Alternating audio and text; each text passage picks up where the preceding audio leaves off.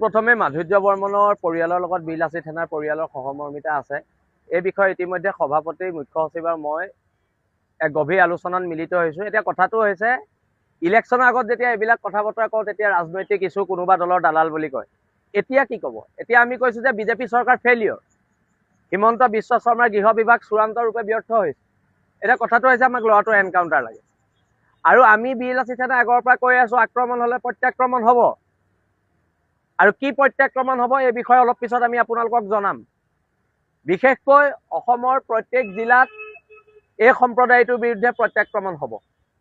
সৌসিদিনা শিৱসাগৰৰ মাজমজিয়াত এজন অনা অসমীয়া মানুহে এজন সংগীত শিল্পীক প্ৰহাৰ কৰিছে, তাৰ বিৰুদ্ধে প্ৰতিবাদ হৈছে, আক্ৰমণ হৈছে। তাৰ প্ৰত্যুত্তৰ কি হৈছে? প্ৰত্যাক্ৰমণ হৈছে।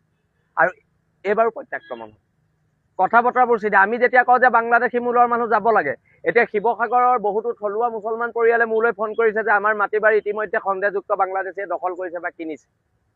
কিন্তু যেতিয়া ৰাজনৈতিক সময়ৰ ৰাজনৈতিক বাতাবৰণত আমি এইবিলাক কথা কওঁ, তেতিয়া আমাক কয় যে এওঁলোক নিৰ্দিষ্ট কিছুমান দলৰ দালাল, নিৰ্দিষ্ট কিছুমান দলে এওঁলোকক পৰিচালিত কৰি আছে। এতিয়া কথাটো হৈছে বিজেপি চৰকাৰে ইয়াৰ দায়িত্ব ল'ব লাগিব। আৰু যেতিয়ালৈকে এনকাউণ্টাৰ নহয়, অসমত কিন্তু ভয়াৱহ পৰিস্থিতিৰ সৃষ্টি হ'ব। তাৰ কাৰণে অসমৰ গৃহ বিভাগ, অসমৰ আৰক্ষী বিভাগ তেওঁলোক জগৰীয়া হ'ব। তাৰ বাবে কিন্তু আমাক জগৰীয়া কৰি লাভ নাই। কাৰণ যদি এজনী ভগ্নীক কোনোবাই বলাৎকাৰ কৰিবলৈ আহোঁতে, বচাবলৈ যাওঁতে এজন ল'ৰাৰ মৃত্যু হয়, তাতকৈ দুৰ্ভাগ্যজনক ঘটনা এই পৃথিৱীত থাকিব পাৰে। আৰু ঘটনাটো ক'ত? ঘটনাটো অসমত, ঘটনাটো বাংলাদেশৰ নহয়। কিন্তু ঘটনাটো অসমৰ ঘটনা, ঘটনাটো বাংলাদেশৰ ঘটনা নহয়। আৰু সেইকাৰণে ইয়াৰ বিৰুদ্ধে প্ৰতিবাদ হ'ব। আৰু প্ৰতিবাদ মানে উগ্ৰ প্ৰতিবাদ হ'ব, গণতন্ত্ৰৰ শেষ স্তৰলৈকে প্ৰতিবাদ হ'ব। আৰু কিন্তু প্ৰত্যাক্ৰমণ হ'ব, সেইটো হিমন্ত বিশ্ব শৰ্মা চৰকাৰক আমি ইয়াৰ পৰা সকীয়াই দিছোঁ। প্ৰত্যাক্ৰমণ হ'ব, সেই প্ৰত্যাক্ৰমণ আপোনালোকে ৰোধ কৰিব নোৱাৰে। ছোৱালীজনীৰ চিকিৎসা হ'ব লাগে, কিন্তু ক্ষতিপূৰণ 5 লাখ 10 লাখ টকা দি এটা খিলঞ্জীয়া ল'ৰাৰ জীৱনৰ মূল্য নহয়।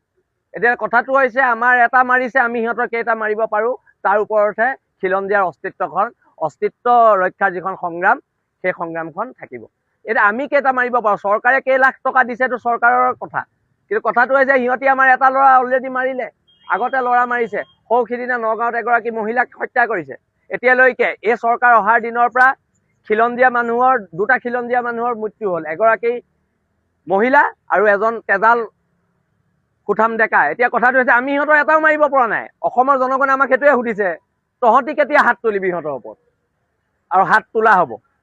আক্ৰমণ হ'লে প্ৰত্যাক্ৰমণ হ'ব। অতি শীঘ্ৰে ইয়াৰ উত্তৰ অসমৰ জনগণে পাব।